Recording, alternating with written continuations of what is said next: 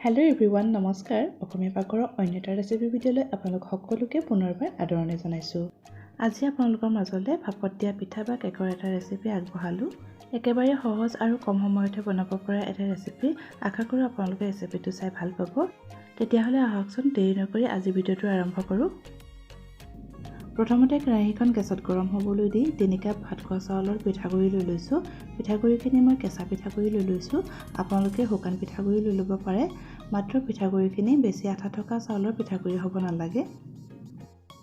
আৰু এইখিনি 5 পৰা 7 মিনিটৰ কাৰণে লো মিডিয়াম ফ্লেমত ৰাখি ভাজি ৰাখি লৈ লৈছোঁ। পিঠাখিনি একেবাৰে ৰঙচুৱাকৈ ভাজি ল'ব নালাগে, অলপ ভাজি ল'লে হৈ যাব। আৰু এয়া পিঠাগুড়িখিনি ভজা হৈ গৈছে। এতিয়া এটা পাত্ৰত নমাই লৈ লৈছোঁ আৰু অলপ সময় ঠাণ্ডা হ'বলৈ ৰাখি দিছোঁ। এগিলাচ গাখীৰ লৈ লৈছোঁ আৰু একাপতকৈ অকণমান কম চেনি লৈ লৈছোঁ আৰু একাপৰ জোখাৰে ৰুকি লোৱা নাৰিকল লৈ লৈছোঁ। পিঠাখিনি ঠাণ্ডা হ'বলৈ দিলোঁ আৰু এতিয়া এটা পাত্ৰত নমাই লৈ লৈছোঁ। এতিয়া পিঠাগুড়িখিনিৰ লগত চেনি আৰু নাৰিকলখিনি মিহলি কৰি লৈ লৈছোঁ। চেনিৰ পৰিমাণটো আপোনালোকে কম বেছি কৰি ল'ব পাৰে। এতিয়া গাখীৰখিনি পিঠাগুড়িখিনিৰ লগত অলপ অলপকৈ দি মিহলি কৰি লৈ লৈছোঁ। একে কোপতে গোটেইখিনি গাখীৰ দি নিদিব। যদি একে কোপতে দি দিয়া হয় কেতিয়াবা বেছি পাতল হৈ যাব পাৰে। সেইকাৰণে অলপ অলপকৈ দি গোটেই পিঠাগুড়িখিনিৰ লগত গাখীৰখিনি মিহলি কৰি ল'ব।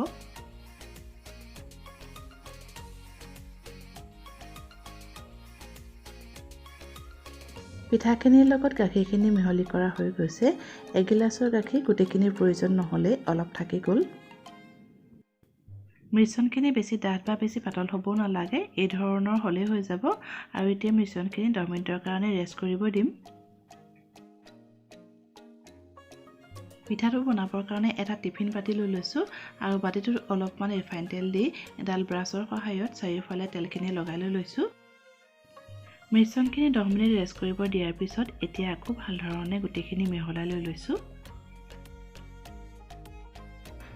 এতিয়া আধা চামুচৰ জোখাৰে বেকিং পাউডাৰ দিছোঁ। আকৌ ভাল ধৰণে গোটেইখিনি মিহলি কৰি লৈ লৈছোঁ। আৰু এয়া ভাপত দিয়া পিঠা বা কেক বনাবৰ কাৰণে আমাৰ মিশ্ৰণখিনি ৰেডি হৈ গ'ল। আৰু বাতিটোৰ আধালৈকে মিশ্ৰণখিনি ঢালি লৈ লৈছোঁ। পিঠাটো দেখিবলৈ ধুনীয়া হ'বৰ কাৰণে কেইটামান টুটি ফুটি ওপৰত দি দিছোঁ। আপোনালোকে নিদিলেও কোনো কথা নাই। এতিয়া পিঠাটো বনাবৰ বাবে এটা কুকাৰ গেছত বহাই দিছোঁ। এগিলাচ পানী দি লৈছোঁ আৰু এডাল ষ্টেণ্ড বহাই দিছোঁ আৰু ষ্টেণ্ডডালৰ ওপৰতে পিঠা বাতিটো বহাই দিছোঁ।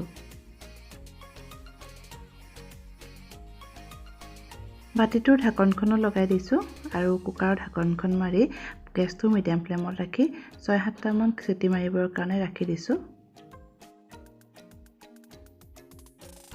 6-7টামান চিটি মৰাৰ পিছত কুকাৰটো ঠাণ্ডা হ'বলৈ দিলোঁ আৰু এতিয়া কুকাৰৰ ঢাকনখন খুলি দিছোঁ। বাতিটোৰ ঢাকনখন আঁতৰাই দিছোঁ আৰু এয়া আমাৰ ভাপত দিয়া পিঠা বা কেক বনাই হৈ গৈছে। এখন চুৰিৰে পিঠাটো চাৰিওফালে ঘূৰাই লৈ লৈছোঁ যাতে টিফিন বাতিটোৰ পৰা পিঠাটো ভাল ধৰণে ওলাই যায়। বাতিটোৰ পৰা পিঠাটো ধুনীয়াকৈ উলিয়াই লৈ লৈছোঁ। এয়া দেখিছে ধুনীয়াকৈ ওলাই পৰিছে। এই পিঠাটো খাবলৈ খুব ভাল হয় আৰু বনাবলৈ একেবাৰে সহজ। আপোনালোকে এই ধৰণে এবাৰ ট্ৰাই কৰি চাব পাৰে।